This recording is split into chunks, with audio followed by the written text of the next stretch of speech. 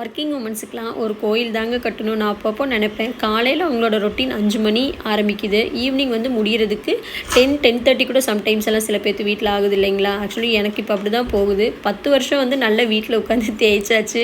திடீர்னு வேலைக்கு போனால் இங்கே பிடிக்குது, அங்கே பிடிக்குது, கால் வலிக்குது, கை வலிக்குதுன்னு வீட்டில் வந்து கத்திகிட்ருக்கோம். ஆக்சுவலி ரொட்டீனாக போயிட்டே இருக்கவங்களுக்குலாம் எப்படி இருக்கும் யோசிச்சு பாருங்கள். அந்த மாதிரி தான் ஆச்சு. இன்றைக்கி டியூஸ்டேனால் சாமிலாம் கும்பிட்டுட்டு மார்க்கெட் வந்து போயிருந்தோம். வெஜிடபிள்ஸ் கொஞ்சம் வாங்கிட்டு வந்து ரீஃபில் பண்ணியாச்சு. ரீஃபில் பண்ணதுக்கப்புறம் ஆக்சுவலி இன்னொரு வேலையும் பண்ணிட்டு போயிட்டேன் நான்.